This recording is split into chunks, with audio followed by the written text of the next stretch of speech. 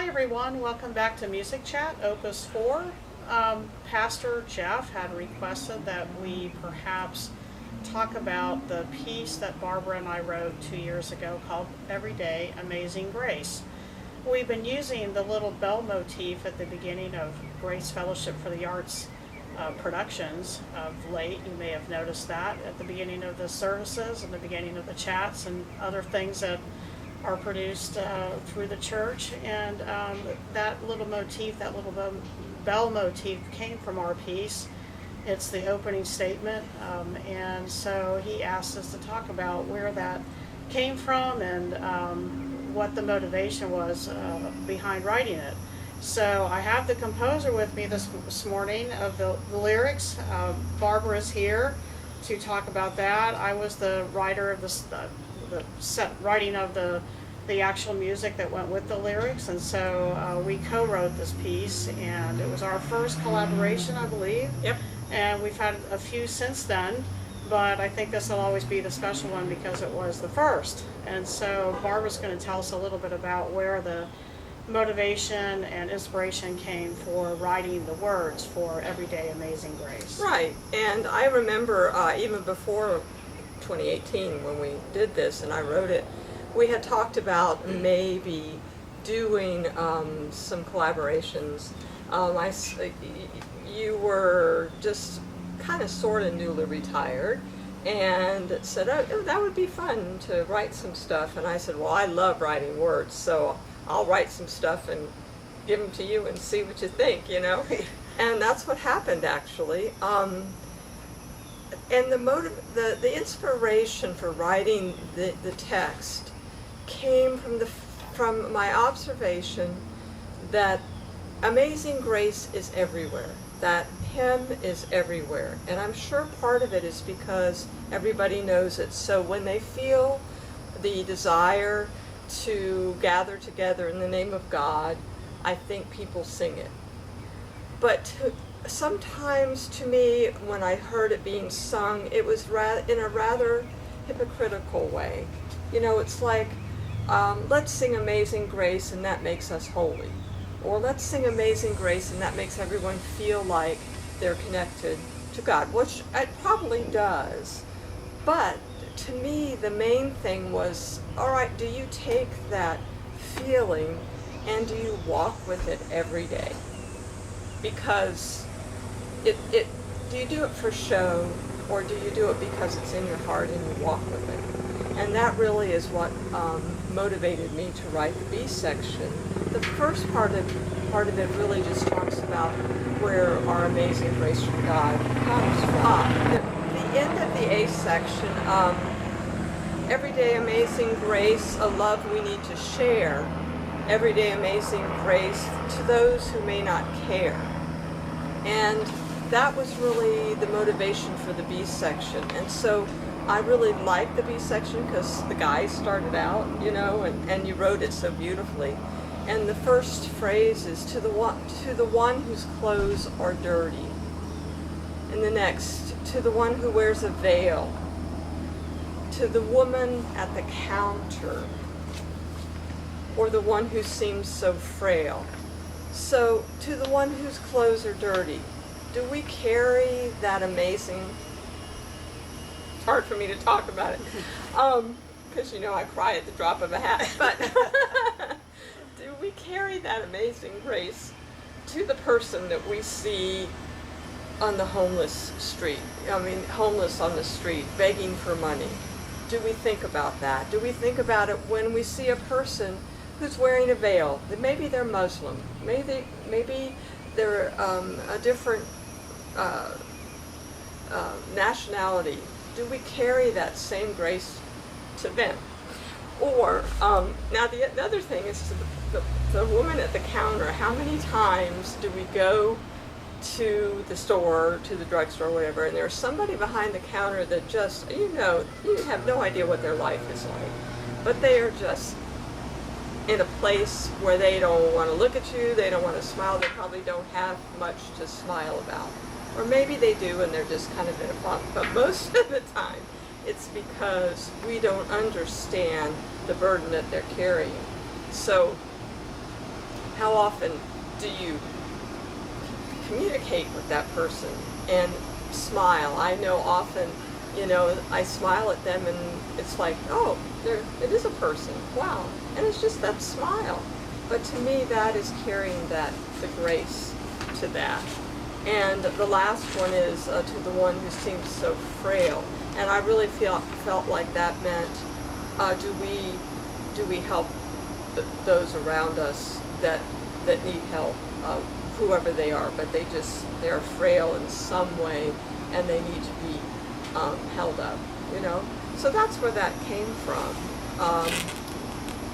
And when you were writing that, what were you thinking? Well, I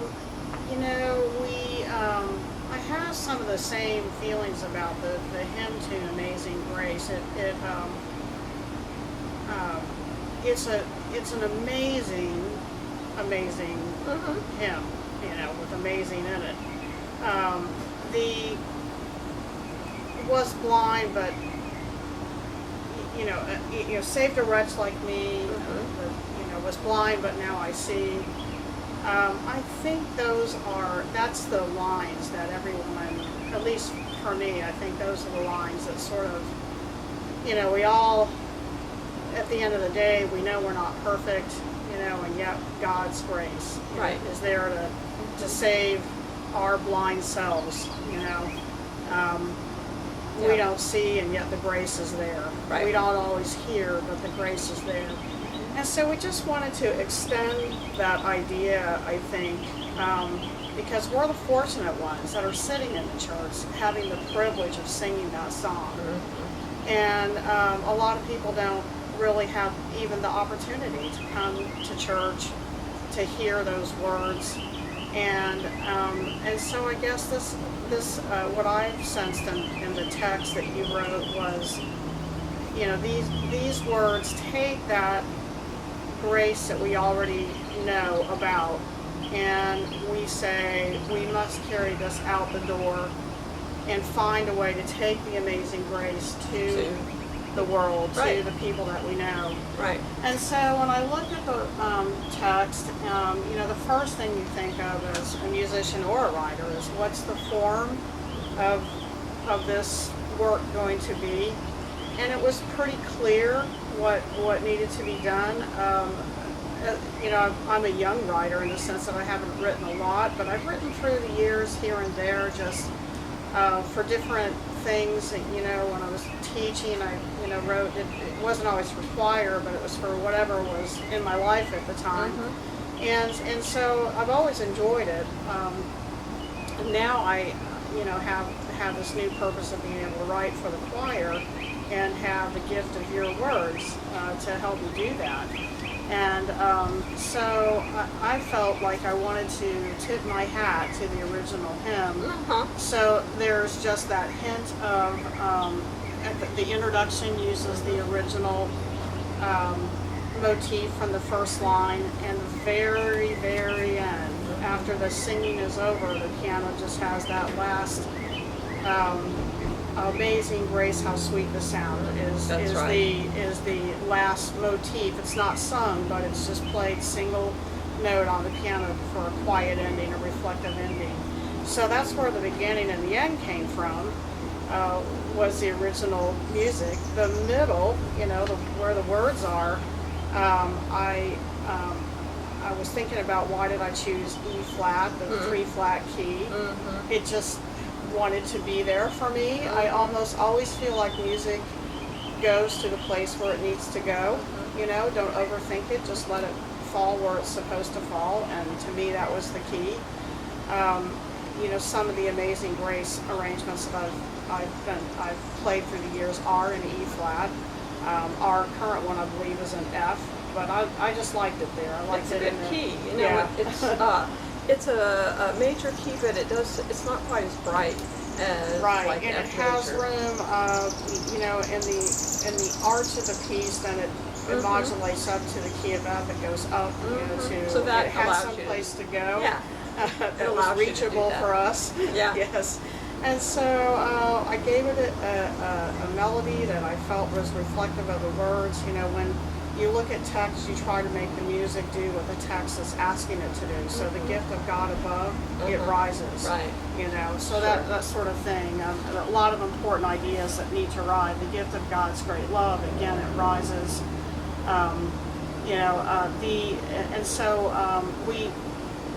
I decided to let the first announcement of the text be a duet, and then the choir restates it, and then we go into that fragile part of the piece, and it's a change of mood. It goes into minor tonality. It's a little bit, it almost stops in a way. It's like stop and think for a minute about who we're addressing here. Somebody whose clothes aren't quite right, or somebody who looks different. Yeah. Those kinds of things, and what are their stories, and how does that connect to us, or how should it connect to us, and how should we connect back? And I'll yes. interrupt for a second. You know, the way you wrote that, it does isolate each phrase. So, Right. So you have an opportunity to think about the words, which Right. is really kind of cool. And also, the accompaniment is very sparse. And it has some tension in it. Yeah, I because agree. it's meant to be a little thought provoking, and so there is That's some right. tension in the writing. But then what we'll call the C section, a little bit different melodic material, but much more like the beginning in a way, and it moves forward Yes, it because does. now we are called all these verbs to make a difference, use the grace, shine the light. That becomes the peak of the piece, really, is so what do we do with it? And I love, so, yes. I love this part because it's broader and it's bigger. We are called to make a difference, and the fact when the ending of this little section is no one is ever alone. You put the triplets there, so it gave it so much power. I think no one is ever alone. You know that. And I only know this because it was my idea to do this. I don't think anyone would know this listening to it, but maybe it's there, maybe you sense it without knowing why. I repeated that. No one is ever alone in choir parts, 4-part writing.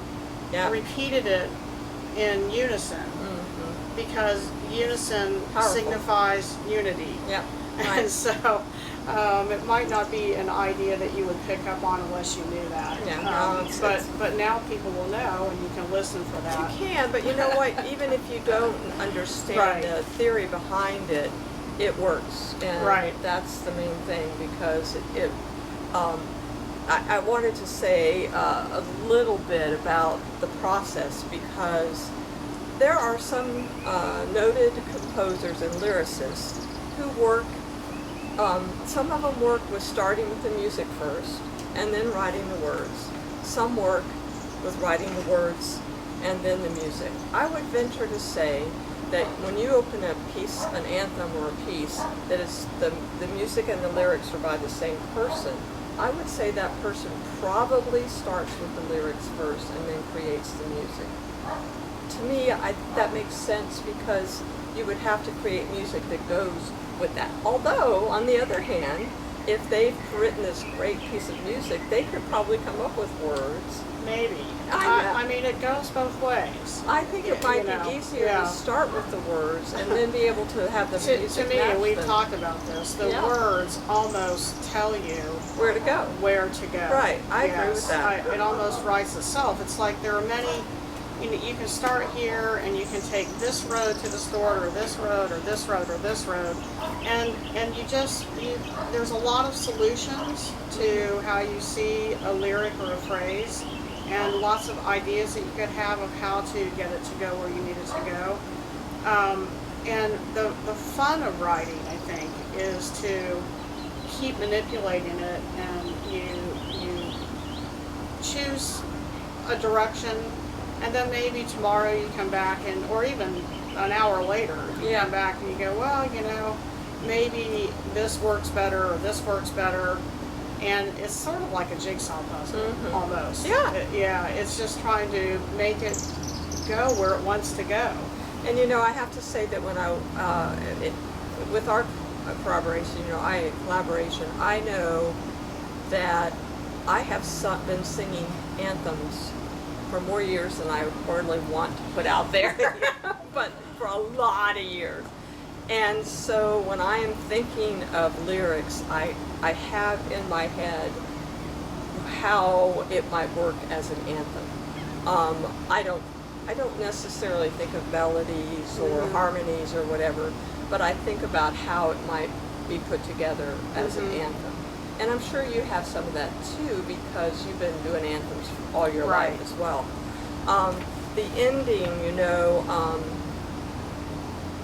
so like, you talk about the ending. Well, I was just going to say that the ending, after we have the, that moving forward idea, then it just, it really kind of comes back to a key change that uplifts a little bit, and it kind of comes back to the original material in a more defined way. A little bit different, almost though. A little bit of a march kind of feel. And then it just gracefully ends.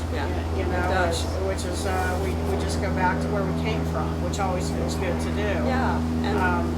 And the way you set this little part that goes, the words still make us strong, so let God's amazing grace be in everything you do. Let it find you when you're lost. Be the strength inside of you. And you said it beautifully, and then you go to the end, and it works. It's still one of my favorite things to sing. I know, it was a lot of fun, and it because it was the first thing that we tried to do together, I think it will always be very special to us in that way. But also what made it so special, this was written with our choir in mind. Our, strengths and weaknesses, be them as they may. But, we wrote this to hopefully fit the strengths of our choir. And, so when I was writing the music part of it, I was always thinking about, what would help our choir come across well, and what they would enjoy with their own parts, because it's no fun to sing a boring part, Exactly. So you kind of think, well, how will they like singing this?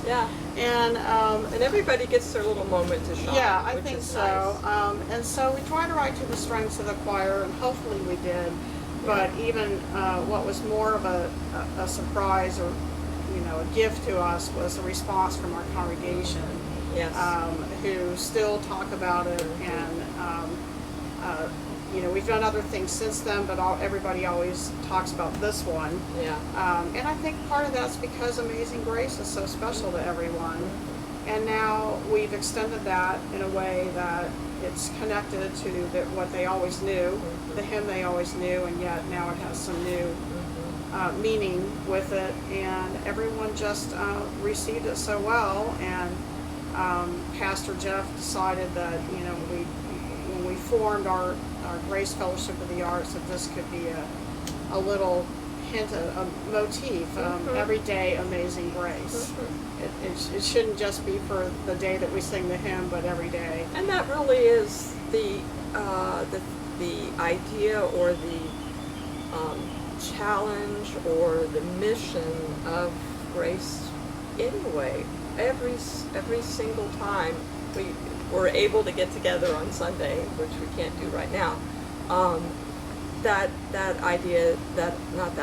that mission was enforced, and it is really the mission of our church to try to do that, and in as many ways as we can. So, and I think the choir really loves singing, and I have to say that they worked so hard on it. And I mean, sometimes I'm kind of relentless about stuff, and they just stuck with it, and the recording that we have is the choir singing it, and it's very, very beautifully done. I think they did about 150% of what they could do. I agree. And actually, this recording is the second time. Yes. It wasn't the premiere. Our recording didn't turn out quite as well. And hopefully it will come across. It was just done on a little phone recorder, so it wasn't anything fancy. But we hope everybody will enjoy hearing it again. And for anyone out there who's hearing it for the first time, we hope it speaks to you in a very special way. And anything more, Barbara? No, I'm just going to add that on this particular broadcast of it, the words will be with it as well. And the congregation doesn't always have that, so it might be a nice thing to hold on to so you can see what the text is. Absolutely, because as wonderful as the choir is, sometimes it's always hard to hear every single word and understand. You can't go back to it. No, so you can't. This and, you could go back to it. So anyway. So thanks for joining us, everyone. We'll see you again next week, and everyone stay well and see you soon. Bye-bye. Welcome back to the living room here for the end of our chat. Just wanted to tell you that it won't be the choir sadly singing. We had some difficulties with our recording that we had made on those occasions when the choir sang it. So what we did instead is Barbara is going to be singing the soprano part, Ellen DuPaul is going to be singing the alto part, and Melanie's going to play some of the men's part on the flute, and we're just going to do the best we can to cover those parts that we were talking about. So anyway, please enjoy Everyday Amazing Grace.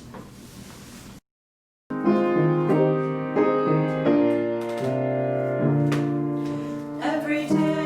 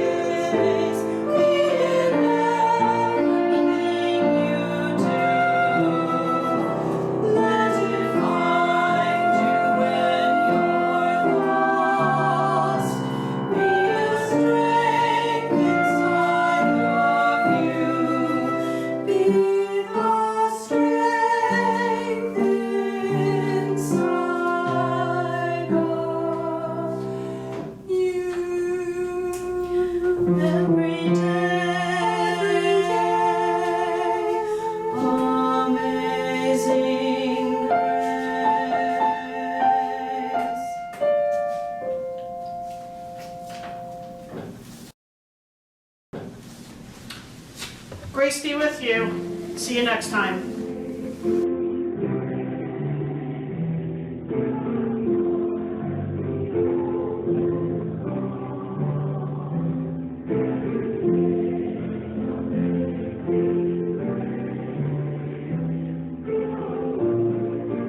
Thank you.